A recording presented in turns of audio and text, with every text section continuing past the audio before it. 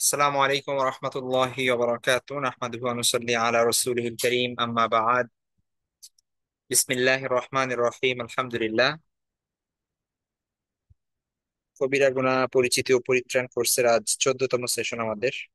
আমরা গত ক্লাসে 5টি গুরুত্বপূর্ণ পয়েন্ট নিয়ে আলোচনা করেছিলাম এবং সেগুলো ছিল 36 থেকে 40 পর্যন্ত। আজকে ইনশাল্লাহ আমাদের এই সেশনে আমরা 41 থেকে 45 পর্যন্ত দেখবো। আপনারা এখানে শিরোনামগুলো দেখতে পাচ্ছেন যে কোন কোন টপিক নিয়ে আজকে আমরা আলোচনা করব। তো কবিরা গুনার 41 নাম্বার পয়েন্ট হচ্ছে তাকদীর অবিশ্বাস করা। 42 নম্বর হচ্ছে অন্য লোকের গোপন কথা শোনা বা গোপন কথা শোনার জন্য আড়ি পাতা কান পাতা। 43 নাম্বার হচ্ছে চগলখুরি করা। 44 নাম্বার হচ্ছে কোন মুসলমানকে অভিশাপ দেওয়া বা গালি দেওয়া। 45 নাম্বার ওয়াদা খেলাফ করা। তো এগুলোর প্রত্যেকটি আমাদের প্র্যাকটিক্যাল লাইফের সাথে খুবই অঙ্গাঅঙ্গি ভাবে জড়িত। ঠিক আছে, এগুলোর মানে এমন না যে এগুলো আমাদের লাইফে প্র্যাকটিক্যাল না, এগুলো খুবই প্র্যাকটিক্যাল এবং প্রত্যেকটি বিষয়ই আমাদের জন্য ইম্পর্টেন্ট। এবং আমরা যদি নিজেরা একটু ভালো করে খেয়াল করি, আমাদের নিজেদের দিকে একটু তাকাই, আমরা দেখব যে এই প্রত্যেকটা বিষয় হয়তো আমাদের মাঝে সামহাও আছে। ঠিক আছে, ওয়াদা খেলাফ করা, চগলখড়ি করা, অন্যের কথা শোনা গোপনে, তারপরে হচ্ছে গালিগালাজ করা বা অভিশাপ দেওয়া অন্যদের, তাকদীর অবিশ্বাস করা। হয়তো আমরা মুখে বলি না যে আমরা তাকদীর অবিশ্বাস করি, কিন্তু আমাদের কাজে কর্মে বা আচরণে আমরা অবিশ্বাসীদের মতো আচরণ করি। তো এই জন্য খুব ইম্পর্টেন্ট হচ্ছে এই প্রত্যেকটা বিষয়ের আহ, আমরা বিস্তারিত শুনবো আলোচনা কোরআন এবং হাদিসের আলোকে। তো কথা না বাড়িয়ে আমরা ডিরেক্ট চলে যাই আমাদের প্রথম টপিক, সেটি হচ্ছে তাকদীর অবিশ্বাস করা। তো আপনারা সকলেই জানেন যে তাকদীর হচ্ছে ইসলামের মৌলিক যে বিষয়গুলো, মানে বিশ্বাসগত যে দিকগুলো আছে, যেগুলোকে আমরা ঈমান বলি। তো ঈমানের যে রোকন গুলো আছে, আরকান, তো এরকম যে 6টি বিষয় আছে আমরা জানি, যে বিষয়গুলো অবশ্যই বিশ্বাস করতে হবে, যে বিষয়গুলো হচ্ছে একজন মুসলিমের বিশ্বাসের ভিত্তি। তো সেগুলোর একটি হচ্ছে তাকদীর। আল্লাহ রাসূল সাল্লাল্লাহু আলাইহি ওয়াসাল্লামকে যখন জিজ্ঞেস করা হয়েছিল যে ঈমান কাকে বলে, ঈমান কি, তখন আল্লাহ রাসূল সাল্লাল্লাহু আলাইহি ওয়াসাল্লাম বলেছিলেন যে আনতুমিনা বিল্লাহ, আল ঈমানু আনতুমিনা বিল্লাহ ওয়া মালাইকাতিহি ওয়া কুতুবিহি ওয়া রুসুলিহি ওয়াল ইয়াউমিল আখিরি, তারপরে হচ্ছে ওয়াল কদরি খায়রিহি ওয়া শাররিহি মিনাল্লাহি তাআলা। অর্থাৎ আল্লাহ সুবহানাহু ওয়া তাআলাকে বিশ্বাস করা, আল্লাহর ফেরেশতাদেরকে বিশ্বাস করা, কিতাব সমূহকে বিশ্বাস করা, নবী রাসূলদের বিশ্বাস করা, পরকালে বিশ্বাস করা, এবং সর্বশেষ হচ্ছে তাকদীর বিশ্বাস করা। তাকদীরের ভালো মন্দ যা কিছুই আছে এগুলো আল্লাহর পক্ষ থেকে, এই বিশ্বাস করা, এটাই হচ্ছে একজন মুমিনের জন্য অপরিহার্য বিষয়। সুতরাং কেউ যদি তাকদীরকে মানে প্র্যাকটিক্যালি যদি সে এমন আচরণ করে যেটা অবিশ্বাসের মতো, অথবা কোনো মাইনর পয়েন্টকে সে যদি স্বীকার না করে, তাহলে সেটা বড় ধরনের কবিরা গুনাহ। আর যদি সে ডিরেক্ট তাকদীরকে একবারে অস্বীকারই করে, তাহলে তার ঈমান থাকবে না। ঠিক আছে, কারণ একজন মানুষ মুসলমান হতে হলে এই চারটি এই 6টি গুরুত্বপূর্ণ বিষয়ের উপর ঈমান রাখা অতীব জরুরি। সুতরাং এগুলোকে বাদ দিয়ে কোনো মানুষ মুসলমান হতে পারে না। ঠিক আছে, তো এই জন্য তাকদীরে বিশ্বাস এটা অপরিহার্য একটা বিষয়। আল্লাহ সুবহানাহু ওয়া তাআলা মানুষের সৃষ্টির আরো অনেক পূর্বেই প্রত্যেকটা সৃষ্টিজীবের কর্ম, জীবন, মৃত্যু, রিজিক, সফলতা, ব্যর্থতা, এই সব কিছু নির্ধারণ করে রেখেছেন। নির্ধারণ করে রেখেছেন মানে আল্লাহ এগুলো জানেন, এগুলো লিখে রাখা অলরেডি। ঠিক আছে। এই বিষয়ে কেউ যদি ঈমান না রাখে, কেউ যদি সন্দেহ প্রকাশ করে যে আল্লাহ জানেন না, কিংবা এটা যদি অস্বীকার করে, তাহলে সে ইসলামের একটা মৌলিক বিষয়ের বিপরীত অবস্থান নিল, যেটা অবশ্যই কবিরা গুনাহ, এই ব্যাপারে কোনো সন্দেহ নাই। তবে ইচ্ছাকৃতভাবে কেউ যদি তাকদীরকে ডিরেক্ট অস্বীকার করে বসে, তাহলে সেটা সেই ঈমান থেকেও বের হয়ে যেতে পারে। ঠিক আছে। সুতরাং এটা গুরুত্বপূর্ণ একটা পয়েন্ট। একজন মুসলিম হিসেবে আমাদের তাকদীরে বিশ্বাস করতে হবে। এখন কথা হচ্ছে তাকদীরে বিশ্বাস জিনিসটা আসলে কি, সেটা যদি আমাদের আজকের মানে আমাদের কবিরা গুনাহ ক্লাসের আহ মূল আলোচনার মধ্যে পড়ে না, তারপরেও প্রসঙ্গক্রমে যেহেতু এসেছে একটু বলি। তিনটা জিনিস মেইনলি যদি বলি, তিনটা জিনিসে বিশ্বাস স্থাপন করা মূলত তাকদীরে বিশ্বাস স্থাপন করা। এক নাম্বার হচ্ছে আল্লাহ সুবহানাহু ওয়া তাআলা সবকিছু জানেন, এই বিশ্বাস রাখা। আল্লাহর কাছে অতীত বর্তমান ভবিষ্যৎ বলে কোনো কিছু নেই। আমরা আমাদের দৃষ্টিভঙ্গি থেকে দেখি যে অতীত জানা সম্ভব, কিন্তু ভবিষ্যৎ জানা সম্ভব না, যেটা এখনো ঘটে নাই। এই যে একটা টাইম ফ্রেমের মধ্যে দিয়ে আমরা যাচ্ছি, এইটা হচ্ছে সৃষ্টির জন্য এইটা প্রযোজ্য। আল্লাহ সুবহানাহু ওয়া তাআলা যিনি সকল সৃষ্টির স্রষ্টা, সময়ও তার সৃষ্টি। তিনি সময়ের মধ্যে না, বরং সময়ের বাইরে। ঠিক আছে। তো সময়ের যে বাউন্ডারি, সেটার বাইরে আল্লাহ সুবহানাহু ওয়া তাআলা। সুতরাং আল্লাহর কাছে অতীত বর্তমান ও ভবিষ্যৎ বলে কিছু নাই, সবকিছুই সমান। সুতরাং 100 বছর আগে যেটা হয়েছে সেটা আল্লাহ যেভাবে জানেন, 100 বছর পরে যেটা হবে সেটাও আল্লাহ জানেন। সুতরাং আমার আপনার সবার ভবিষ্যৎ সম্পর্কে সম্যক অবগত আল্লাহ সুবহানাহু ওয়া তাআলা, এই বিশ্বাস রাখা, এটা হচ্ছে 1 নাম্বার পয়েন্ট। 2 নাম্বার পয়েন্ট হচ্ছে যা কিছু হয়, এই সব কিছু আল্লাহর ইচ্ছাই হয়।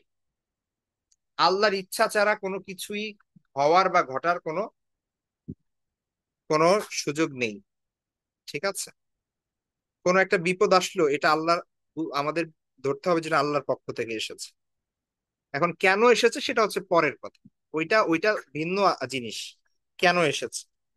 বিপদ বিভিন্ন কারণে আসতে পারে, আমাদের গুনার কারণে বিপদ আসতে পারে, আমাদের আহ অথবা আল্লাহর পক্ষ থেকে পরীক্ষা স্বরূপ আসতে পারে, বা আমাদের মর্যাদা বৃদ্ধি করার জন্য আল্লাহ আমাদেরকে বিপদ দিতে পারেন, আমাদেরকে হেদায়েতের পথে ডাকার জন্য আল্লাহ বিপদ দিতে পারেন, আমাদের অনেক কল্যাণের জন্য আল্লাহ বিপদ দিতে পারেন, যেগুলো হয়তোবা আমরা আমাদের পূর্ণাঙ্গ জ্ঞান নাই দেখে আমরা বুঝতে পারি না যে বিপদটাও অনেক সময় আমাদের আহ কি ভালোর জন্য আসে। ঠিক আছে। তো যে কোনো বিপদ, আবার যে কোনো ভালো জিনিস, যে কোনো সাফল্য, যে কোনো সাকসেস, সফলতা, এই সবকিছু আল্লাহর পক্ষ থেকে। ভালো মন্দ সবকিছু আল্লাহর পক্ষ থেকে হয়, তার নির্দেশনা ছাড়া কোনো কিছু হয় না। ঠিক আছে। তো এই বিশ্বাস রাখা, এটা হচ্ছে 2 নাম্বার পয়েন্ট। 3 নাম্বার পয়েন্ট হচ্ছে যা কিছু হয়েছে পৃথিবীতে অলরেডি, যা কিছু এই মুহূর্তে হচ্ছে এবং ভবিষ্যতে যা কিছুই হবে, মানে আমাদের ব্যক্তি জীবনের সাথে সম্পৃক্ত থেকে শুরু করে সবকিছুর সাথে সম্পৃক্ত যা কিছুই ঘটবে, এই সব কিছু অলরেডি রিটেন, সবকিছু লেখা হয়ে গিয়েছে। ঠিক আছে। Everything has been written down already. তাহলে সবকিছু অলরেডি লেখা, মাকতুব। তাইলে 3টা পয়েন্ট, একটা হচ্ছে আল্লাহ সবকিছু জানেন, অতীত বর্তমান ভবিষ্যৎ সবকিছু আল্লাহর থেকে আসে, এবং সবকিছু অলরেডি লিপিবদ্ধ। এই 3টা জিনিসে যদি আপনি বিশ্বাস করেন, তাহলে তাকদীর বিশ্বাস করলেন। ঠিক আছে। তো আমরা যদি কোরআনে দেখি, আল্লাহ সুবহানাহু ওয়া তাআলা বলছেন ওয়াকানা আমরুল্লাহি কদারাম মাকদুরা, আল্লাহর হুকুম এটা অলরেডি নির্ধারিত। ঠিক আছে। নির্ধারিত হিসেবেই হয়ে হয়ে থাকে সবকিছু। আল্লাহ বলছেন মা আসাবা মিন মুসিবাতিন ফিল আরদি ওয়ালা ফি আনফুসিকুম ইল্লা ফি কিতাবিম মিন ক্বাবলি আন নাবরাআহা। পৃথিবীতে কিংবা তোমাদের জীবনে যে কোনো ধরনের বিপদ আসে না কেন, সেটা আল্লাহ বলছেন যে আমি সেটা সৃষ্টির আগে একটা কিতাবে কি করেছি, লিখে রেখেছি। ইন্না যালিকা আলাল্লাহি ইয়াসির, এটা আল্লাহর জন্য খুবই সহজ। ঠিক আছে। মা আসাবা মিন মুসিবাতিন ইল্লা বিইذনিল্লাহ, যে কোনো ধরনের বিপদ আসুক না কেন, সেটা আল্লাহর অনুমতি ছাড়া আসে না। ওয়া মা ইউমিন বিল্লাহি ইয়াহদি কলবাহ, আর যে আল্লাহর প্রতি ঈমান রাখে, আল্লাহ তার অন্তরে হেদায়েত দান করেন, আল্লাহ তার অন্তরকে পথ প্রদর্শন করেন। ঠিক আছে। তাহলে আমরা দেখি যে অলরেডি সবকিছু লেখা, সবকিছু আল্লাহর পক্ষ থেকে আসে এবং আল্লাহ সবকিছু জানেন, এই বিষয়গুলো যদি আমরা বিশ্বাস স্থাপন করি, ঠিক আছে, তাহলে আমরা তাকদীরে বিশ্বাস স্থাপন করলাম। আচ্ছা, তারপরে হাদিসও আছে, আল্লাহ রাসূল সাল্লাল্লাহু আলাইহি ওয়াসাল্লাম বলেছেন আন তুমিনা বিল্লাহি ওয়া মালাইকাতিহি, আমি অলরেডি বলেছি যে হাদিসে জিব্রিল বলা হয়, এটা জিব্রাইল আলাইহিস সালাম মানুষের বেশে এসে আল্লাহ রাসূল সাল্লাল্লাহু আলাইহি ওয়াসাল্লামকে কয়েকটি প্রশ্ন করেছিলেন সাহাবীদেরকে তাদের দ্বীন শেখানোর উদ্দেশ্যে। তো প্রথম প্রশ্ন ছিল যে ইসলাম কাকে বলে। তো আল্লাহ রাসূল সাল্লাল্লাহু আলাইহি ওয়াসাল্লাম বলেছিলেন ইসলাম হচ্ছে পাঁচটা জিনিসের নাম। হ্যাঁ, একটা হচ্ছে শাহাদা, আল্লাহ এবং আল্লাহ রাসূলের সাক্ষ্য দেওয়া। দুই নাম্বার হচ্ছে সালাত, তারপরে যাকাত, তারপরে সওম, তারপরে হজ। তারপরে জিজ্ঞেস করা হয়েছিল যে জিবরাইল আলাইহিস সালাম জিজ্ঞেস করেছিলেন যে ঈমান কি, ঈমান কাকে বলে। তো আল্লাহ রাসূল সাল্লাল্লাহু আলাইহি ওয়াসাল্লাম এইটা বলেছিলেন যে আনতুমিনা বিল্লাহ ওয়া মালাইকাতিহি ওয়া কুতুবিহি ওয়া রুসুলিহি ওয়াল ইয়াউমিল আখির ওয়া তুমিনা বিল কদারি খায়রিহি ওয়া শাররিহি। যে তাকদীরের ভালো মন্দ, এটা হচ্ছে 6 নাম্বার পয়েন্ট। আল্লাহকে বিশ্বাস করবে, তার ফেরেশতা সমূহ, তার কিতাব সমূহ, তার নবী রাসূলগণ, এবং পরকাল, এবং তাকদীরের ভালো মন্দ, এই বিশ্বাস করার নামই হচ্ছে ঈমান। ইবনে ওমর রাদিয়াল্লাহু আনহু থেকে বর্ণিত আছে যে তিনি বলেন মান কাযাবা বিল কদরি ফাকাদ কাফার। কেউ যদি তাকদীরকে অস্বীকার করলো, মান কাযাবা বিল কদরি ফাকাদ কাফার, কেউ যদি তাকদীরকে অস্বীকার করে সে কাফের, সে কুফরি করলো। ঠিক আছে। মুস্তাদরাকে হাকিমের একটা হাদিস আছে যে আল্লাহ রাসূল সাল্লাল্লাহু আলাইহি ওয়াসাল্লাম থেকে বর্ণিত যে তিনি বলেন যে সারা জীবনও যদি কেউ যদি ইবাদতে কাটিয়ে দেয় অথচ সে তাকদীরকে অস্বীকার করে, তাহলে তার সবকিছু ব্যর্থ হয়ে যাবে, অর্থাৎ সে তো মুমিনই না। ঠিক আছে।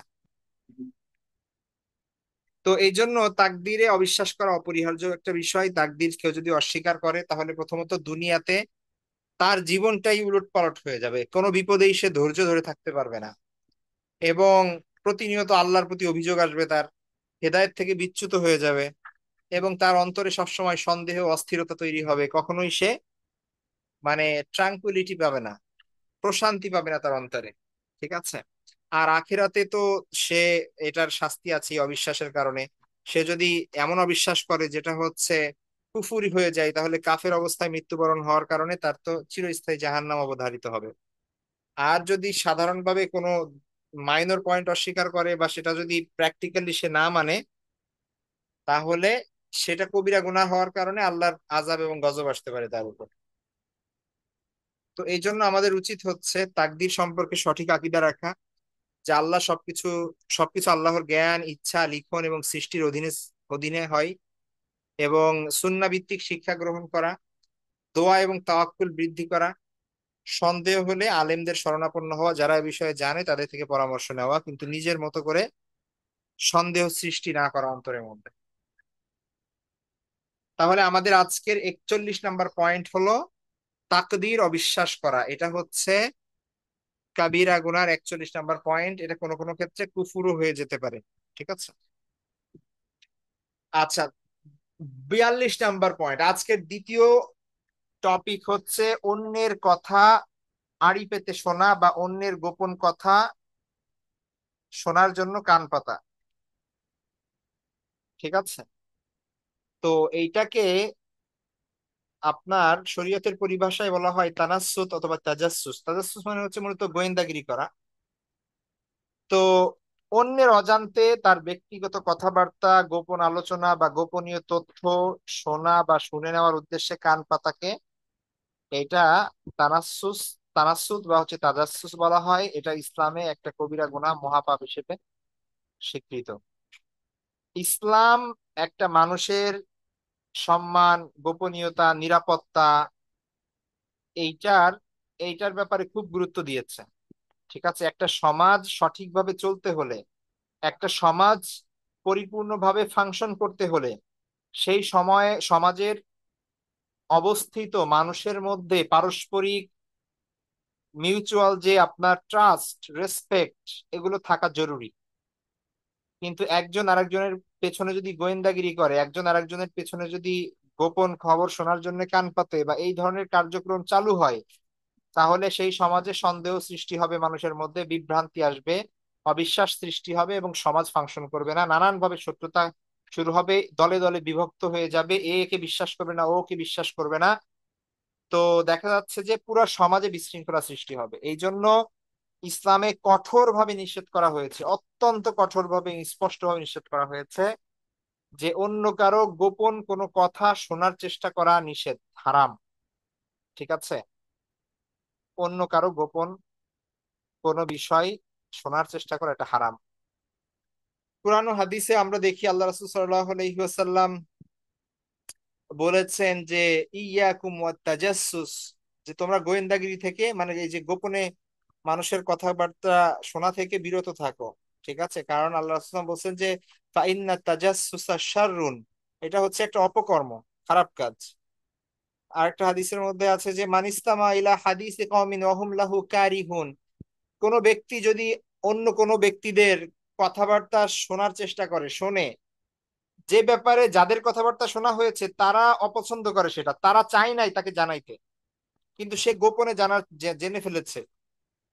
ঠিক আছে, তাহলে আল্লাহ সুবহানাহু ওয়া তাআলা কি করবেন বলছেন যে সব্বা ফি উযুনিহিল আনক ইয়াউমাল কিয়ামা, আনাকা ইয়াউমাল কিয়ামা। আল্লাহ রাসূল সাল্লাল্লাহু আলাইহি ওয়াসাল্লাম বলেন যে তার কিয়ামতের দিন তার কানের মধ্যে সীসা ডালা হবে, গলিত সীসা ডালা হবে, তার এই গোপন কথা শোনার কারণে। ঠিক আছে, কোরআনের মধ্যে আল্লাহ সুবহানাহু ওয়া তাআলা বলছেন যে ইয়া আইয়ুহাল্লাযীনা আমানু ইজতানিবু কাসীরাম মিনাজ যন, তোমরা কুধারণা থেকে বেঁচে থাকো। ইন্না বা'দাদ-যন্নি ইসমুন, কেননা কুধারণা করা, কিছু ধারণা তো পাপ, অন্যের ব্যাপারে অযথা ধারণা করা, খারাপ ধারণা করা পাপ। ঠিক আছে, ওয়ালা তাজাসসাসু, এবং একজন আরেকজনের গোপন খবর সন্ধান করো না। ঠিক আছে, এটা নিষেধ করা হয়েছে। একটা সমাজ ফাংশন করতে গেলে এই বিষয়গুলো মানা মিনিমাম, মানে রিকোয়ারমেন্ট, এটা দরকার। আমাদের সমাজে বিশৃঙ্খলার পেছনে সবার পেছনে এই জিনিসগুলো খুব দায়ী। দেখেন একজন এখন প্রচুর, মানে এখন মানুষের হাড়ির খবর, গোপন খবর যে যত বেশি ছড়াবে, মানে এটা তত, মানে মানুষের আগ্রহ এই জায়গায় খুব বেশি, সবাই এই জিনিসগুলো শুনতে চায়। হ্যাঁ, সোশ্যাল মিডিয়ার কল্যাণে দেখা যাচ্ছে সবার কাছে অ্যাক্সেস আছে, এবং কোনো কিছু ভাইরাল হলে মানুষ মানে খুব খুশি এই জিনিসগুলো পেয়ে। ঠিক আছে, অথচ এগুলো কিন্তু তার জাহান্নামের কারণ হবে কিয়ামতের দিন। তো ইসলামে ব্যক্তিগত গোপনীয়তার ব্যাপারে খুব খুব আপনার আহ দেওয়া হয়েছে, গুরুত্ব দেওয়া হয়েছে। এই জন্য ইসলামে কারো ঘরে বা রুমে প্রবেশ করার জন্য আপনি অনুমতি ছাড়া এখানে প্রবেশ করা জায়েজ নাই, আপনার অনুমতি নিতে হবে আগে। অনুমতিকে ওয়াজিব করা হয়েছে, বাধ্যতামূলক করা হয়েছে। অন্যের দোষ খোঁজা, গোপন দোষ খোঁজা, এটা হারাম করা হয়েছে। ঠিক আছে, কারো ফোন কল, মেসেজ বা গোপন চিঠি পড়া, এটা হারাম, সব হারাম। ঠিক আছে, এমনকি দরজার ফাঁক দিয়ে তাকানো, জানালার ফাঁক দিয়ে দেখা, এগুলো সব নিষেধ।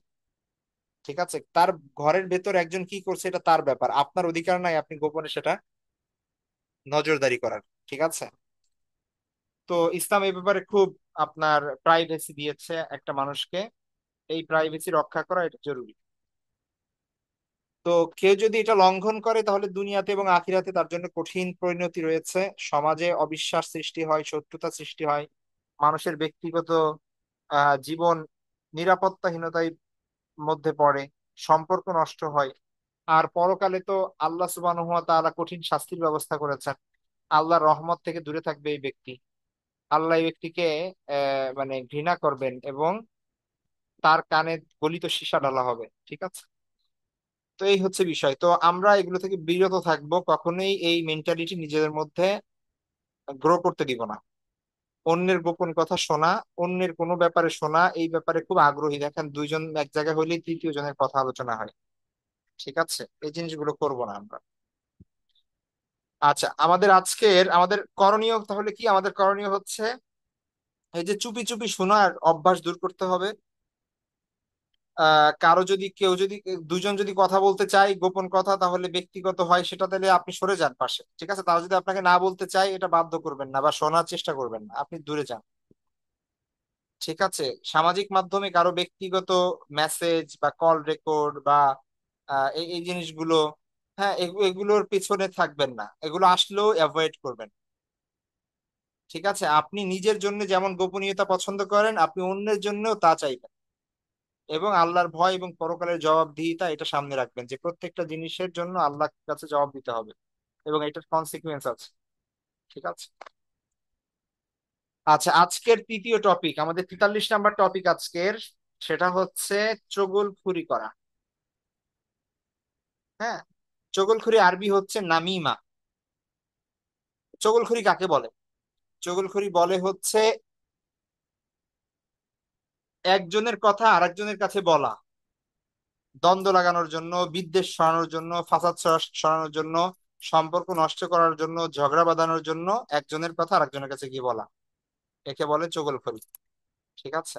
এর কথা একে বলা, ওর কথা ওকে বলা, এবং দুইজনের মধ্যে গ্যাঞ্জাম লাগিয়ে দেওয়া, এটাকে গুনায় কাবিরা হিসেবে ধরা হয়েছে। এবং এটার ভয়াবহতা অনেক বেশি, অনেক বেশি।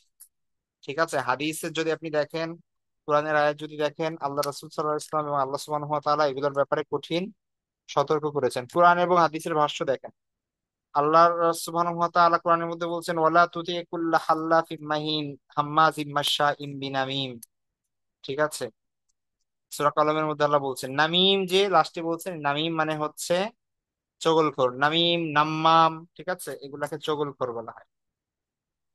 তো আল্লাহ রাসূল সাল্লাল্লাহু আলাইহি ওয়াসাল্লামকে আল্লাহ নির্দেশনা দিয়েছেন যে তুমি এমন লোকের কথা শুনো না, এমন লোকের কাছে যেও না, এমন লোকের কথা মেনো না, যে বারবার শপথ করে, কথায় কথায় শপথ করে, খুদাই শপথ করে, তুচ্ছ বিষয়ে শপথ করে। ঠিক আছে। এবং মানুষের নিন্দা করে তার পেছনে, এবং চগলখড়ি করে। আল্লাহ সহিহ বুখারীতে আছে, আল্লাহ রাসূল সাল্লাল্লাহু আলাইহি ওয়াসাল্লাম বলেছেন, যে গত ক্লাসে আমরা আলোচনা করেছিলাম যে প্রস্রাবের অপবিত্রতা থেকে বেঁচে থাকা ইম্পর্টেন্ট। সেখানে যে হাদিস পড়েছিলাম আমরা, যে ইবনে আব্বাস রাদিয়াল্লাহু তাআলা থেকে বর্ণিত, রাসূলুল্লাহ সাল্লাল্লাহু আলাইহি ওয়াসাল্লাম একবার দুইটা কবরের পাড়ে দিয়ে যাচ্ছিলেন, এবং সেই সময় তিনি বলছিলেন যে যে এদের দুইজনকে শাস্তি দেওয়া হচ্ছে কেন। তো তিনি বলছিলেন যে খুব বড় ধরনের, মানে এরা যে শিরিক করছে, কুফরি করছে, এরকম না। এদের শাস্তি দেওয়া হচ্ছে কি কারণে? একজন পেশাব থেকে বেঁচে থাকতো না। ঠিক আছে। আরেকজন হচ্ছে ওয়াম্মা লাখারু ফাকানা ইয়ামশি বিন নামিমা, আরেকজন হচ্ছে চগলখোর ছিল, চগলখড়ি করে বেড়াতো। তো এই দুইজনকে শাস্তি দেওয়া হচ্ছে কবরে, আল্লাহ রাসূল সাল্লাল্লাহু আলাইহি ওয়াসাল্লাম বলেন। তো রাসূলুল্লাহ সাল্লাল্লাহু আলাইহি ওয়াসাল্লামের একটা হাদিস আছে, সহিহ মুসলিমে বর্ণিত, লা ইয়াদখুলুল জান্নাতা নাম্মাম, চগলখোর জান্নাতে প্রবেশ করতে পারবে না। চগলখোর জান্নাতে প্রবেশ করবে না, লা ইয়াদখুলুল জান্নাতা নাম্মাম, চগলখোর জান্নাতে প্রবেশ করবে না। তো খুবই, মানে আল্লাহ রাসূল সাল্লাল্লাহু আলাইহি ওয়াসাল্লাম স্পষ্ট মেসেজ দিয়ে দিচ্ছেন। সুতরাং চগলখড়ি যে অনেক বড় একটা গুনাহ এবং অনেক ঘৃণিত এবং আল্লাহ লানত প্রাপ্ত গুনাহ, এ ব্যাপারে কোনো সন্দেহ নেই। তো দুনিয়াতে মানুষের মধ্যে পারস্পরিক হিংসা, বিদ্বেষ, ঘৃণা, বিবাদ, ঝগড়া, ফাসাদ, এগুলো সৃষ্টি হয় অনেক ক্ষেত্রে চগলখড়ির কারণে, তৃতীয় ব্যক্তির হস্তক্ষেপে। ঠিক আছে। অধিকাংশ পৃথিবীতে, মানে এমনকি পরিবারের মধ্যে, আত্মীয় স্বজনের মধ্যে, ফ্যামিলি মেম্বার্সদের মধ্যে যত ধরনের ঝামেলা, অধিকাংশ হয় হচ্ছে তৃতীয় পক্ষের কারণে। ঠিক আছে। ভাই ভাই ঝামেলা হয়ে যায়, ভাই বোনের ঝামেলা হয়ে যায়, মা সন্তানের সাথে ঝামেলা হয়ে যায়, এমনকি হাজবেন্ড ওয়াইফের সাথে ঝামেলা হয়ে যায়। তো এটা হচ্ছে চগলখড়ির কারণে হয় অনেক ক্ষেত্রে। তো এই জন্য এটা খুব ইম্পর্টেন্ট বিষয়, যে এগুলো থেকে আমরা বেঁচে থাকবো। দুনিয়াতে তো এগুলার খারাপ দিক আছেই, প্লাস আখেরাতে জান্নাতে প্রবেশ থেকে বঞ্চিত হওয়ার হুমকি দেওয়া হয়েছে, কবরে আযাবের কথা বলা হয়েছে, আল্লাহর গজব, ফেরেশতাদের অভিসম্পাত তো আছেই। সুতরাং অবশ্যই আমরা কি করব? চগলখোর ব্যক্তিকে প্রশ্রয় দিব না। কেউ যদি অন্য কারো কথা আমার কাছে এসে বলে, সেটাও আমরা শুনবো না। এবং আমরা কারো নামে চগলখড়ি করব না। কোনো ক্ষেত্রে এমন কাজ করব না যে চগলখোর যে তা সে উৎসাহ পেয়ে যায়।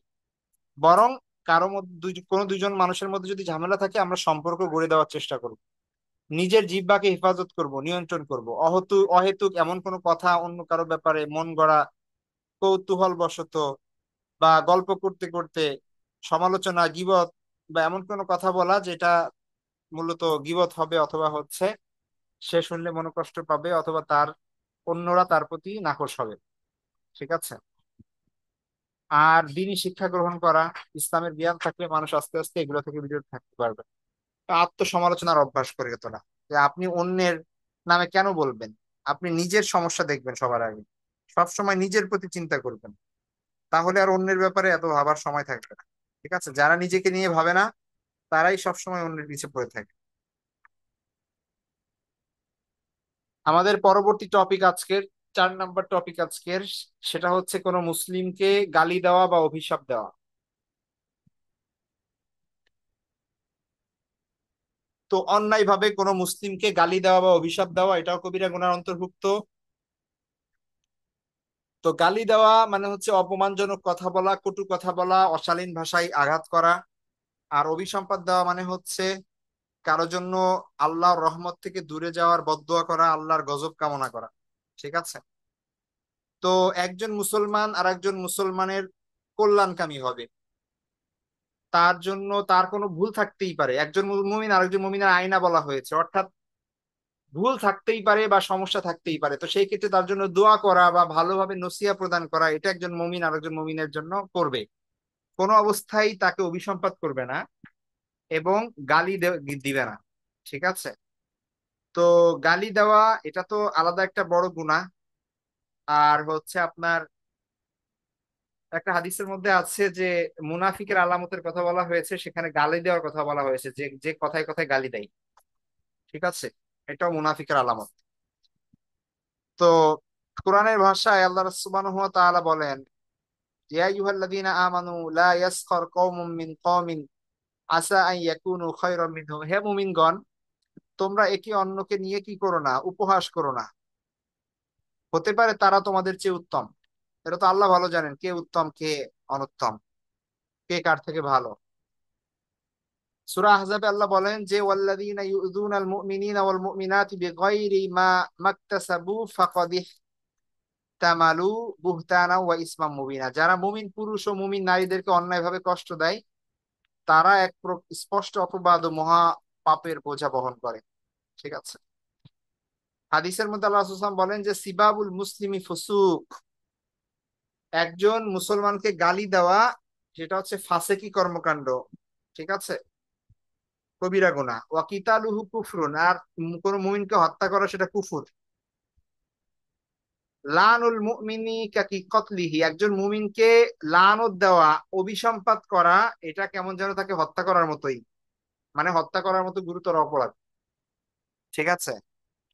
তো এই জন্য এ ব্যাপারে কোনো সন্দেহ নাই যে কোনো মুমিন ভাইকে গালি দেওয়া বা হচ্ছে কারণ আমি কারো ব্যাপারে অভিশাপ অভিশাপ দেওয়া কাউকে, এইটা আল্লাহর দৃষ্টিতে অনেক কঠিন একটা বিষয়। এবং অযথা অন্যায় ভাবে কেউ যদি অন্য কোনো মুমিনকে গালি দেয় অথবা অভিসম্পাত করে, তাহলে এটা তার জন্য শাস্তির কারণ হবে পরকালে, এবং দুনিয়াতেও আল্লাহ সুবহানাহু ওয়া তাআলা তাকে কি করবে, এর এর ফলাফল ভোগ করাবেন। সুতরাং আমরা অবশ্যই এই কঠিন দুইটি কাজ থেকে বিরত থাকবো। ঠিক আছে। আর আমাদের অবশ্যই করণীয় হচ্ছে নিজেদের জিহ্বা সংযত রাখা, মুখ সংযত রাখা। যে ব্যক্তি জিহ্বা এবং লজ্জাস্থান হেফাজত করতে পারে তার জন্য তো আল্লাহ রাসূল সাল্লাল্লাহু আলাইহি ওয়াসাল্লাম নিজেই জান্নাতের গ্যারান্টি দিয়েছেন। সুতরাং আহ মুখ থেকে কোনোভাবেই যেন এমন কথা না বের হয় যেই কথার দ্বারা আল্লাহ এবং আল্লাহ রাসূল এর নিষেধাজ্ঞার মধ্যে পড়ে এমন কোনো বিষয় প্রকাশ পাবে। ঠিক আছে। পাশাপাশি মুমিনের সম্মান রক্ষা করা এটা প্রত্যেকের জন্য গুরুত্বপূর্ণ। গালি দেওয়া এটা তো তার সম্মান হানি করা। একজন মুমিনের রক্ত যেরকম হারাম তেমনি ভাবে তার সম্মানটাও হারাম, অর্থাৎ যে রক্তপাত যেরকম করা যাবে না তেমনি তার সম্মান হানিও করা যাবে না। গালি ও রাগের মাথায় নীরবতা অবলম্বন করা। কোনো সময় যদি রাগ আসে বা কেউ যদি গালি দেয়, তাহলে সেই ক্ষেত্রে এটার উত্তর না দেওয়া। ঠিক আছে, ধৈর্য ধরা। ক্ষমা ও দোয়ার চর্চা করা, কেউ যদি কারোর মধ্যে যদি কোনো খারাপ বিষয় দেখা যায় তাহলে তার জন্য দোয়া করা। আর যদি সে কোনো এমন কোনো কিছু করে যে আপনি কষ্ট পেয়েছেন বা আমরা কষ্ট পেয়েছি, তো সেই ক্ষেত্রে আমাদের উচিত তাকে ক্ষমা করে দেওয়া যদি সম্ভব হয়। ঠিক আছে, এবং হেদায়েতের দোয়া করা। আচ্ছা, আজকের সর্বশেষ টপিক,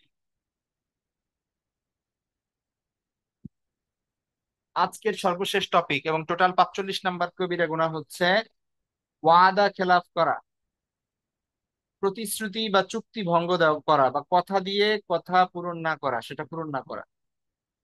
ইচ্ছাকৃতভাবে সেটা ভঙ্গ করা। ঠিক আছে। তো ইসলামের দৃষ্টিতে এটাও একটা মুনাফিকি স্বভাব এবং কবিরা গুনাহ। তিনটা মুনাফিকের আলামত আল্লাহ রাসূল সাল্লাল্লাহু আলাইহি ওয়াসাল্লামের একটা হাদিসের মধ্যে আছে, সেখানে এটাও বলা হয়েছে, ওয়া ইদা ওয়াদা আখলাফা, যখন সে ওয়াদা করে তখন সেটা ভঙ্গ করে, এটা একজন মুনাফিকের আলামত। ঠিক আছে।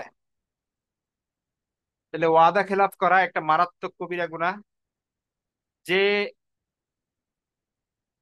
যে ব্যক্তি ওয়াদা খেলাফ করলো ইচ্ছাকৃতভাবে,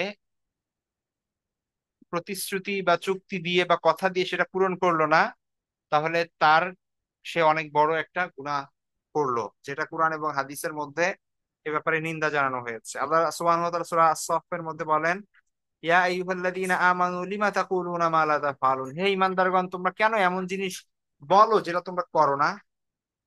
কাবুরা মাকতান ইনদাল্লাহি আন তাকুলু মা লা তাফআলুন, এটা আল্লাহর কাছে অনেক ঘৃণিত এবং কঠিন যে তোমরা এমন কথা বলো যেটা তোমরা করতে পারো না। ঠিক আছে। তো সুতরাং আমরা যদি কোনো কিছু বলি, কোনো ওয়াদা দেই, আমরা যদি কোনো কিছুতে প্রতিশ্রুতিবদ্ধ হই, সেটা আমাদের করা, এটা আমাদের সর্বোচ্চ চেষ্টা করতে হবে। ঠিক আছে। সূরা বনী ইসরাইলের মধ্যে আল্লাহ বলছেন যে ওয়া আউফু বিল আহদ ইন্নাল আহদা কানা মাসউলা, তোমরা প্রতিশ্রুতি পূরণ করো, নিশ্চয়ই প্রতিশ্রুতি সম্পর্কে জিজ্ঞাসিত হবে।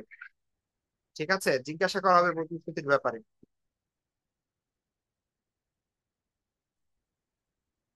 হাদিসের মধ্যে আমরা দেখি, আবু হুরায়রা রাদিয়াল্লাহু তাআলা থেকে বর্ণিত আছে, আল্লাহ রাসূল সাল্লাল্লাহু আলাইহি ওয়াসাল্লাম বলেন, আয়াতুল মুনাফিকি সালাত, মুনাফিকের আলামত হচ্ছে তিনটি। ইযা হাদ্দাসা কাযাবা ওয়া ইযা ওয়া'আদা আখলাফা ওয়া ইযা তুমিনা খানা, যে সে যখন কথা বলে মিথ্যা বলে, যখন ওয়াদা করে তখন খেলাফ করে অর্থাৎ ভঙ্গ করে, এবং যখন তার কাছে আমানত রাখা হয় তখন তা খেয়ানত করে। সহিহ বুখারী এবং মুসলিমের হাদিস। রাসূলুল্লাহ সাল্লাল্লাহু আলাইহি ওয়াসাল্লাম বলেন আরেকটা হাদিসের মধ্যে, মান কানা লাহু ওয়াদুন ওয়ালাম ইয়াফি বিহা ফাহুয়া মিনাল মুনাফিকিন, কারো যদি ওয়াদা থাকে এবং সে যদি সেটা পূরণ না করে,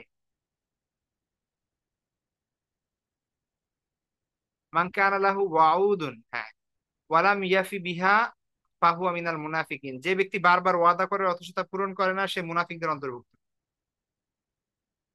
তো আল্লাহ রাসূল সাল্লাল্লাহু আলাইহি ওয়াসাল্লাম বলেছেন, সহিহ বুখারীর একটা হাদিস আছে, যে তিন শ্রেণী মানুষ যাদের দিকে আল্লাহ সুবহানাহু ওয়া তাআলা কিয়ামতের দিন কথা বলবেন না, দৃষ্টি দিবেন না, তাদের দিকে তাকাবেন না, তাদেরকে পবিত্র করবেন না, তাদের মধ্যে একজন হচ্ছে যারা ওয়াদা করে সেই ওয়াদা পূরণ করে না।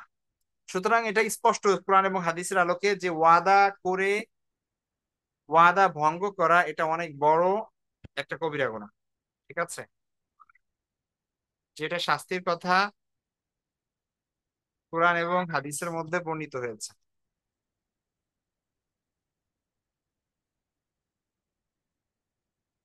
তো আমাদের উচিত প্রতিশ্রুতি দেওয়ার আগে ভেবে দেখা যে আমি কি সত্যি এটা পূরণ করতে পারবো, আমার কি সে সামর্থ্য আছে। দুই নাম্বার হচ্ছে নিজের আন্তরিকতা থাকা প্রতিশ্রুতি পূরণের, সামর্থ্য না থাকলে আগেই জানিয়ে দেওয়া আর চেষ্টা করা সর্বোচ্চ, কথা দিয়ে ফেললে, এবং আল্লাহর কাছে দোয়া করা। ঠিক আছে। আর ভুলে গেলে ক্ষমা চেয়ে বিষয়টি সংশোধন করা। যদি ভুল করে কথা দেওয়া হয় এবং সেটা যদি নিজের দ্বারা সম্ভব না হয় পালন করা, তাহলে এটা ক্ষমা চেয়ে নেওয়া এবং এটা ভুল স্বীকার করা। রাসূলুল্লাহ সাল্লাল্লাহু আলাইহি ইসলামের চরিত্র অনুসরণ করা, তিনি কখনো কথা দিয়ে কথার ভঙ্গ করেননি, ওয়াদা দিয়ে ওয়াদা ভঙ্গ করেননি। এই জন্য তাকে আল আমিন রাখা হতো। এমনকি মক্কার কাফের যারা, তারাও তাকে আল আমিন বলে রাখতো, তার কাছে করতো, আমানত রাখতো। তো এই জন্য আমাদের প্রত্যেকের উচিত রাসূলুল্লাহ সাল্লাল্লাহু আলাইহি ওয়াসাল্লামের এই আদর্শ গ্রহণ করা এবং আমাদের বাস্তবিক জীবনে সেটা বাস্তবায়ন করা। ঠিক আছে, আমাদের আজকে এই পর্যন্ত থাকবে। আমরা তাহলে দেখলাম হচ্ছে পাঁচটা টপিক। আমরা দেখলাম 41 থেকে 45। তাকদীর অবিশ্বাস করা, অন্য লোকের গোপন কথা শোনা, চগলখুরি করা, কোনো মুসলমানকে অভিশাপ বা গালি দেওয়া এবং ওয়াদা খেলাফ করা। আল্লাহ সুবহানাহু ওয়া তাআলা আমাদের সকলকে এই বড় বড় গুনাহ থেকে বেঁচে থাকার তৌফিক দান করুন। তো আজকে আমাদের এই পর্যন্তই থাকবে। নেক্সট ক্লাসে আবার ইনশাআল্লাহ আমরা 46 থেকে 50 পর্যন্ত আলোচনা করব। তো সবাই ভালো থাকবেন, সে পর্যন্ত দোয়া করবেন। আল্লাহ হাফেজ। আসসালামু আলাইকুম ওয়া রাহমাতুল্লাহি ওয়া বারাকাতুহু।